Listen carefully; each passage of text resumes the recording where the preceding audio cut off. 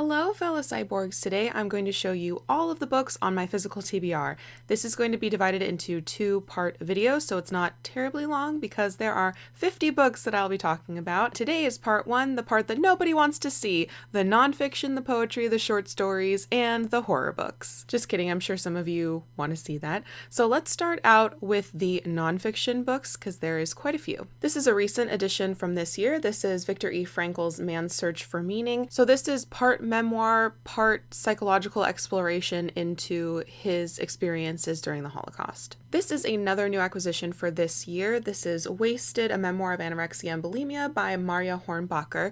This comes highly recommended from Acacia over at the Chaotic Little Book Corner. I'm about 100 pages into this so far, and the writing is absolutely excellent. I'm really enjoying it and learning a lot. And here is The Hate Race by Maxine Beneba Clark. She is an Australian author, and this is her memoir. I believe this focuses a lot on the racist issues that she dealt with while growing up Black in Australia, but we'll just have to see. And then we have This Land is Their Land, The Wampanoag Indians, Plymouth Colony, and the Troubled History of Thanksgiving by David J. Silverman. So this is a nonfiction about the troubled history of Thanksgiving, and I have been meaning to read this around Thanksgiving time for years, but now that I finally have a physical copy, perhaps it will be happening. Here we have Please Stop Laughing at Me, One Woman's Inspirational Story by Jodi Blanco. This is a highly recommend from Acacia. She actually sent this to me over Christmas, and this, from what I can tell, is a woman's memoir about being bullied severely. And the next two books I want to talk to you about, they're kind of a pair, Around the World in 80 Trees and Around the World in 80 Plants, both by Jonathan Drury with illustrations by Lucille Clerk. So I don't know much more about these except for what it says on the tin. This first book looks at 80 trees and centers them upon a geographic location, so around different countries, and I'm assuming you learn a bit about the countries as you also learn about the trees. And then the follow-up is the same concept but with plants more broadly. And this is passed on African American Mourning Stories, a Memorial by Carla F.C. Holloway.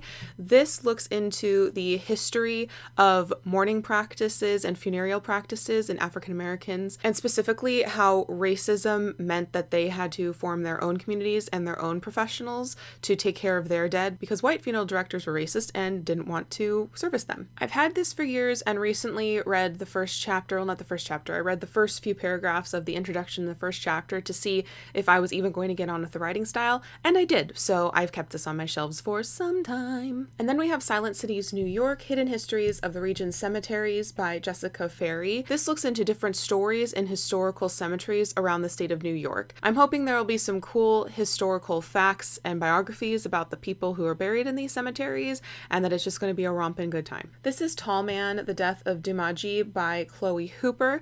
This is an Australian true crime novel about Doomadgee, who was an Aboriginal man who was arrested, and within hours of his arrest, he was dead within police custody. It looks as this is an example for what modern day racism looks like in Australia. This is My Place by Sally Morgan. This is her memoir about growing up Aboriginal in Australia. I've already started reading this. I'm in the first few chapters, I believe, and I really enjoy this so far. It seems like each chapter is a little vignette into her life. Not every single one of them is directly about her identity, but I'm sure it's going to become more apparent the older she gets. So looking forward to continuing this at some point. And the final nonfiction I want to talk about is Writing Wild: Women Poets, Ramblers, and Mavericks Who Shape How We See the Natural World by Catherine Alta with illustrations by Gisela Goppel. This is a bunch of mini biographies about women who were somehow tied to natural history, and it also is funly illustrated, so I picked this up at my local REI because it looked pretty, and I haven't read it since, but I'm hoping to maybe this month, hopefully maybe. So those were all of the nonfiction, so let's go into the poetry and short stories. You've heard me talk about Dropbear by Evelyn Araluin. This is a combination poetry collection and essays, like vignette essays, and it looks like I'm still about halfway through at 30 pages. She is an Aboriginal Australian author, and I'm having a hard time with this collection because I don't understand the references, and her poetry style is a little bit more loosey-goosey as far as grammar, so wish me luck. This is Corpse Whale by Dignanuk Okpik. This is an Inuit poetry collection, and I believe it also has LGBTQIA2S+ themes. I haven't yet tried this, but I'm looking forward to doing that hopefully this year. This is the collected poetry of Paul Laurence Dunbar. As you can see, I've got a little bookmark in there. I'm about 52 pages in, which I believe is still in the first book of poetry. Unfortunately, this collection, though it is, I believe, almost his complete poetry, if not in his complete poetry, it's set up with columns of text rather than like a poem on each page to conserve paper. However, it's not the nicest reading experience because there's just like so little margin and so many words all on one page. I really like the first few poems in this first collection, but the rest of them I'm not loving, and I'm kind of regretting buying this, but I think that if I can finish the first collection and move on to the second, then maybe I will enjoy it a bit more. This is Poems About Trees, an Every Man's Library Pocket Poets collection, or anthology rather, and it's edited by Harry Thomas with a preface by Stanley Plumley. And I am also halfway through this, almost exactly halfway, and it's fine. Every time I pick up one of these like Everyman pockets, whether it's the short stories or the poetry, with the exception of Poems Bewitched and Haunted, which is the Halloween poem collection, it's just not as good as I think it's going to be. They just decide to collect poems that I don't want to read, even though they technically fit the brief. And so this has not been an incredibly enjoyable experience, but it's possible that there's going to be some poems in there that I really like in the second half, but I'm not motivated, and I really need to stop buying. I really need to stop buying these collections, even though they're cute, petite hardbacks, and they're pretty, and I like their themes. I just don't like everyone who's ever edited them. They just pick things I don't like. And the final poetry collection I will talk to you about is The Complete Poems of Ray Bradbury. This is The Complete Poems of Ray Bradbury. I love Ray Bradbury's short stories. I started reading one of his poetry collections that I got from the library, really enjoyed it, and then I bought this collection and it has sat. It's my MO. So you're gonna laugh at me. So I have two collections of Caribbean short stories, two anthologies, one by Penguin and one by Oxford. And the reason why I purchased these is because I was going to be staying at the Caribbean Beach Hotel at Disney World. And I decided that I also like Caribbean authors. I've read a bunch of books from Jamaican authors and I've really enjoyed it. And I thought I should read Caribbean authors before I go on this vacation. And I didn't. I got like halfway through this first one. I got to page 150 in the Penguin book, and they're fine.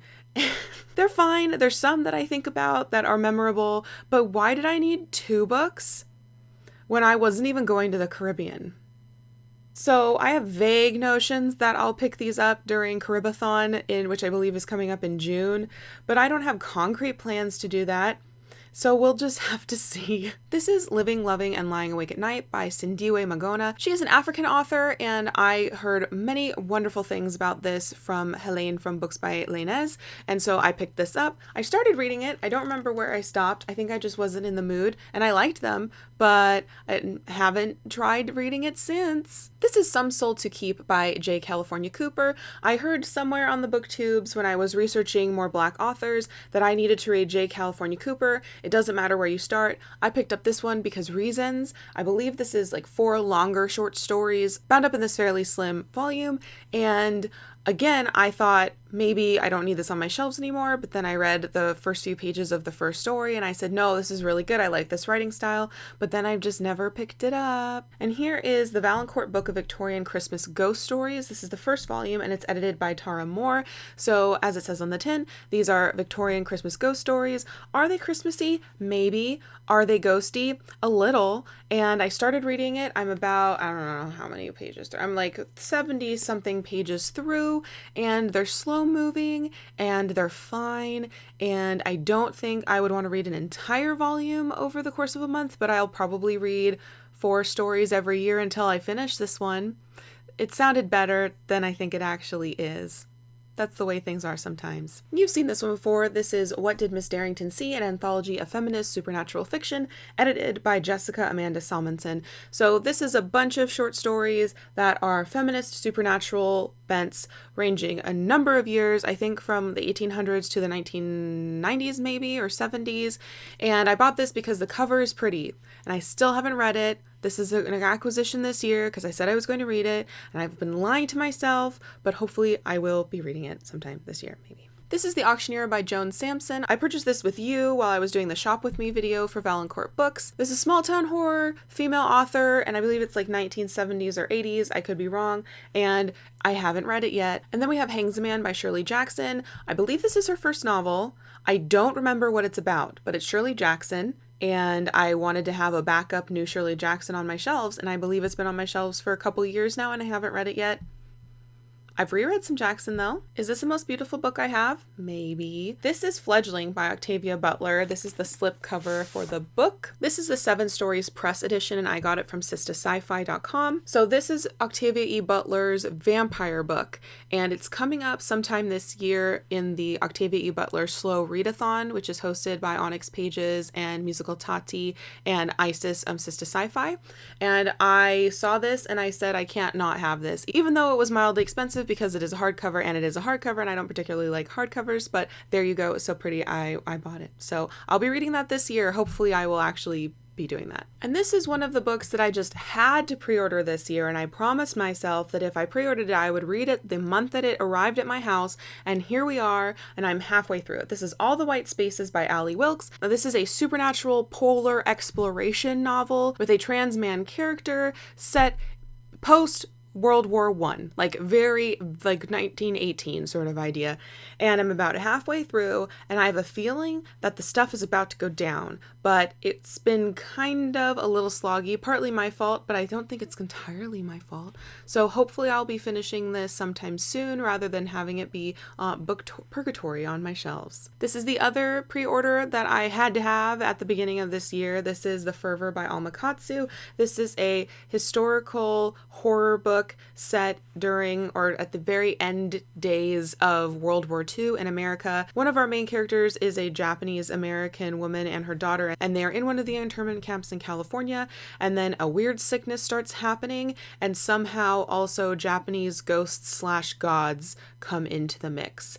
And I have started reading this because I was like, oh no, my new pre-order came, I have to start reading it immediately, and I'm about 30 pages in and I like it. I'm not hooked yet, but I'm only 30 pages in. So those are all of the books that I'm going to tell you about in this video. Please let me know in the comments down below if you want to buddy read any of these with me. Do you have any of these on your shelves? Have they been staring at you? I am totally game for setting up buddy reads. So if you want to join in, if you want to read something with me, let me know and help me get these off my physical TBR. Next video is going to talk about classics, general fiction, and then genre fiction, so science fiction and fantasy books. And until next time, read something off your own physical TBR and continue to be lovely.